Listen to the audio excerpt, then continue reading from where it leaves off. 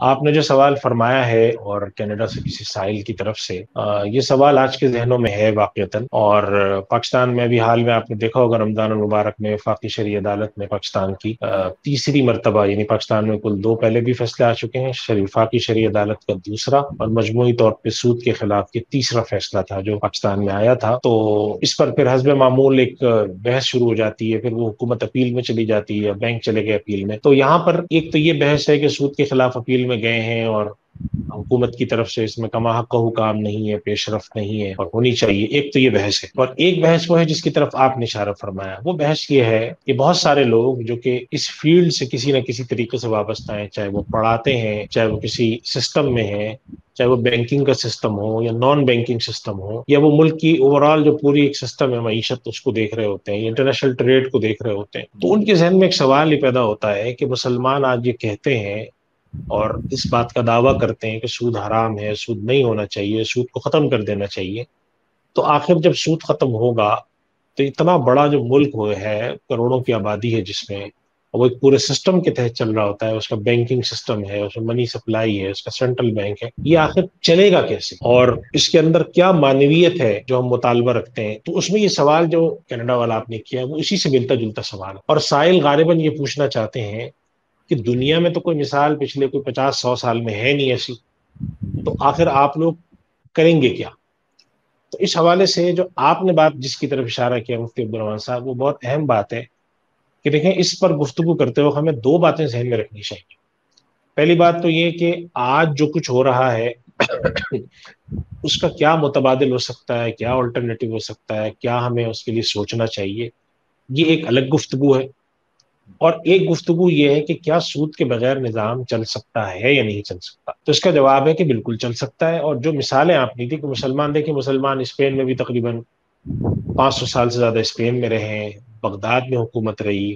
ترکی میں حکومت رہی، ہندوستان میں حکومت رہی مغل کی، افریقہ میں حکومت رہی، آج بھی حکومتیں قائم۔ تو مسلمان جو پچھلے، اگر ہم حساب لگاتے ہیں کہ پچھلے مسلمان کوئی 1250 سال تک جو مسلمان حکومتیں مختلف جگہوں پہ قائم رہی ہیں، چاہے وہ خلافت عثمانی آٹومن امپائر ہو، یا مغلز کی اپنی جو ہندوستان میں حکومت ہے، یا اسپین میں ہے، یا افریقہ کے اندر تھی، جو بغداد میں تھی، تو یہ کوئی 2 سال 50 سال 100 سال کی حکومتیں تو نہیں تھی، تو 500 500 سال سے چل رہی تھی۔ ہندوستان پر جس وقت انگریز نے حملہ کیا اور انگریز یہاں پر آئے تھے باقاعدہ منصوبہ بندی کر کے، تو ہندوستان دنیا کی چند امیر کبیر ریاستوں میں سے، غالباً دنیا کی سب سے امیر کبیر ریاست اس وقت ہندوستان کی تھی جہاں مسلمان حکمران تھے۔ اور یہ طے شدہ بات ہے کہ وہاں پر کوئی ریاستی سطح پہ یا علل اعلان کوئی ایسا سود نہیں لیا جاتا تھا، انفرادی طور پہ لوگ لیتے ہوں وہ تو ہر جگہ دنیا میں چلتا ہے، لیکن ایک ریاستی سطح پہ لیا جاتا ہو، پورا سسٹم سود پہ چلتا ہو، حکومتی خزانے میں پیسے جمع اس سے ہوتے ہوں، ایسا تو نہیں ہوتا تھا۔ تو سوال یہ ہے، اور یہ واقعتاً ایک بڑا قابل تحقیق امر ہے، اور یہ مسلمانوں پر، جسے میں سمجھتا ہوں کہ فرض کفایہ ہے، اور میری معلومات کے مطابق اس پر کما حقہ تاریخی پس منظر کے ساتھ تحقیق کے اصولوں کے ضوابط کے تحت کام ابھی ہونا باقی ہے۔ اب میں نے سنا تھا کہ ہم کچھ حضرات ہیں جنہوں نے کہ اسپین کے اوپر، مسلم اسپین کے نام سے کچھ کام کیا ہے، اور انہوں نے یہ جاننے کی کوشش کی ہے کہ 500 700 سال تک ایک معاشرہ قائم ہے تو آخر وہ ٹیکس کی کلیکشن کیسے کرتا تھا، لین دین کیسے کرتا تھا، مائکرو اور میکرو لیول پر کام وہاں پہ کیا ہوتے تھے۔ چونکہ بینکنگ سسٹم ہو یا بینکنگ سسٹم نہ ہو، معاشرے کے اندر کچھ لوگ امیر ہوں جن کے پاس دولت زیادہ ہو، اور کچھ غریب ہوں جن کے پاس پیسے کم ہو، کہ جسے ہم کہتے ہیں معاشی اصطلاح کے مطابق کہ کچھ لوگ وہ ہوں جن کے پاس سرپلس ہو، کچھ وہ جن کے پاس ڈیفیسٹ ہو۔ غریب امیر ہونا نہیں صرف مرادی کہ کسی کے پاس کاروبار بڑھانے کے لیے پیسے کم ہیں تو کسی کے پاس کاروبار میں لگانے کے لیے پیسے بہت پڑے، اس کو پتہ ہی نہیں چلتا میں کہاں لگاؤں۔ یہ صورت تو بینک کے آنے سے پہلے بھی تھی۔ سرکار دو عالم صلی اللہ علیہ وسلم کے عہد مبارک میں بھی ایسے لوگ تھے کہ جن کے پاس پیسہ ہوتا تھا وہ سوچتے تھے ہم کہاں لگائیں، اور کچھ لوگ ایسے ہوتے تھے جو سمجھتے تھے کہ ہمیں کاروبار کے لیے فلاں کام کے لیے پیسے کی ضرورت ہے، ہمیں کہاں سے ملے گا۔ تو ان کے درمیان جو ایک تعامل تھا وہ تو دنیا کے ہر معاشرے میں ہمیشہ سے رہا ہے۔ جب مغربی دنیا کے پاس طاقت اور اقتدار آیا پچھلے 200 سال پہلے، تو انہوں نے اس پورے نظام کو سسٹمیٹک وے میں بینکنگ سسٹم میں کنورٹ کر کے اس کو سود پر ڈیولپ کر دیا۔ تو یہی دعویٰ آج وہ لوگ جو کہ ایک اسلامی متبادل دینے کی کوشش کرتے ہیں، ان کا بھی یہی دعویٰ ہے کہ یہ جو آپ کہتے ہیں کہ آج کے دور میں تو کوئی مثال ہی نہیں ملتی ہمیں، تو اس بات میں یہ بات تو صحیح ہے کہ آج کے دور میں کوئی مثال نہیں ہے. اس کی ایک وجہ یہ ہے کہ مسلمان اگرچہ پچھلے کوئی 70-80 سال میں بہت سے مسلمان ملک آزاد ہوئے ہیں، لیکن حقیقی معنوں میں جو آزادی ہم کہیں، ایک تو ہوتی ہے ظاہری آزادی کہ ہمارے پر سے کوئی بادشاہت کسی کی تھی وہ ہٹ گئی، ہم لوگ خود اپنے حکمراں ہوتے ہیں، اور ایک ہوتی ہے علمی اور ذہنی غلامی.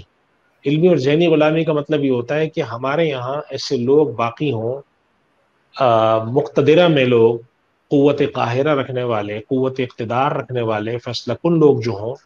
وہ ابھی تک ذہنی طور پر ان میں اس قدر بلوغت یا اس قدر آزادی فکر نہ پیدا ہوئی ہو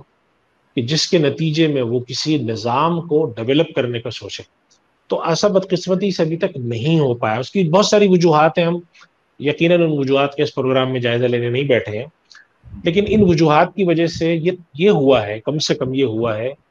کہ آج تک ہمارے یہاں پچھلے 70-80 سال میں، بشمول پاکستان کی آزادی کو 80 سال ابھی نہیں ہونے والے ہیں، بشمول پاکستان اور جو دنیا میں ملک آزاد ہوئے ہیں، عرب کی طرف آپ دیکھ لیں، مشرق بعید، ملائیشیا وغیرہ میں چلے جائیں، مشرق وسطیٰ میں چلے جائیں، کہ ان کے پاس جب سے دولت آئی، اقتدار آیا، وہ سب چیزیں آئیں، تو وہ کما حق کہوں کہ ایک مسلمان ریاست اس بات پر غور کرے کہ بھئی ہم سود کے علاوہ کیسے کام کر سکتے ہیں، اور حکومت کی پشت پناہی ہو اس سسٹم پہ. دیکھیں، ایک بات یہ ذہن میں رکھنی چاہیے ہمیں کہ اگر حکومت چاہتی ہے کسی کام کو کرنے کو تو وہ بہت کچھ کر لیتی ہے. حکومت چاہتی ہے کہ ہمیں روڈیں بنانی ہے تو پہاڑ کو کھود کے روڈیں نکال لیتی ہے. حکومت فیصلہ کرتی ہے کہ ہمیں جہاز بنانے، ہمیں بم بنانے، ہمیں میزائل بنانے، ہمیں روڈیں بنانی ہے، ہمیں کارخانے لگانے، تو ناممکنات کو بھی ممکنات میں بدلا جاتا ہے. لیکن اس کے لیے ضروری ہوتی ہے حکومتی پشت پناہی. وہ پشت پناہی امت مسلمہ میں کما حقہ نہیں ہے. لہٰذا اس کی وجہ یہ، اس کی وجہ سے اور اس کے نتیجے میں یہ ہوتا ہے کہ ہمارے پاس آج تک کوئی ایسی اگزامپل آ کے کھڑی نہیں ہوئی. اور پھر مسلمان ملکوں میں معاشی حالات، ان کے سیاسی حالات، بین الاقوامی دباؤ، اور پچھلے کوئی 40 سال جیسے بر صغیر ہندوستان پاکستان افغانستان کا جو خطہ ہے، پاکستان افغانستان کا جو یہ خطہ ہے، پچھلے کوئی 40 سال سے جنگ کے ایک اس میں ہے. تو مسلمان جسے ہم کہتے ہیں استحکام کی طرف صحیح معنوں میں جائیں، اور ان میں ایسے حکمراں آئیں جو کہ کہیں کہ نہیں بھائی، اللہ اور اس کے رسول صلی اللہ علیہ وسلم نے جب سود کو حرام قرار دیا ہے تو ایک مسلمان سود کا کام کر کے کامیاب نہیں ہو سکتا. لیکن اس مسلمان کو سود چھوڑنے کے بعد ایک چلتی ہوئی ریاست میں، ایک چلتی ہوئی مملکت میں، ایک چلتی ہوئی حکومت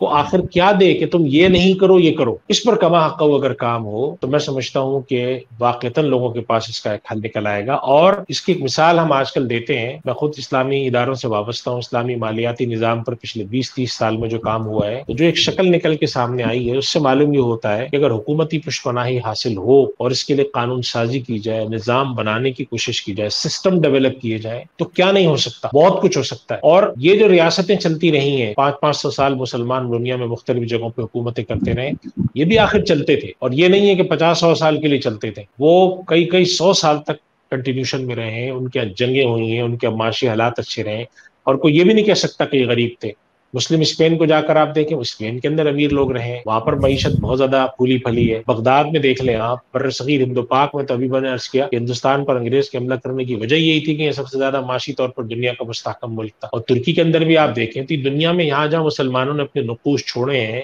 اور جہاں جہاں مسلمانوں نے اپنی اس سب چیزوں کے لحاظ سے چیزیں چھوڑی ہیں، تو وہاں ہمیں اندازہ ہوتا ہے کہ مسلمان اپنے سسٹم کو کامیابی سے چلاتے تھے. لہٰذا آج بھی اگر کوشش کی جائے، اور اس کا ایک چھوٹا سا ماڈل ہمارے سامنے اسلامی مالیاتی سسٹم، جس کے اندر اسلامی بینک، تکافل کمپنیاں، اس کے علاوہ اسلامک ایسٹ مینجمنٹ کمپنیاں، ٹرسٹ وغیرہ، یہ سب چیزیں چل رہی ہیں. اوقاف، اگر ان کے پر محنت کی جائے، ریاستی سطح پر، امت کی سطح پر، مجموع الفقہ اسلامی کی سطح پر، OIC کی سطح پر، مسلمان ایک کولیبریشن بنا کر اس کام کو کریں تو بہت کچھ ہو سکتا ہے.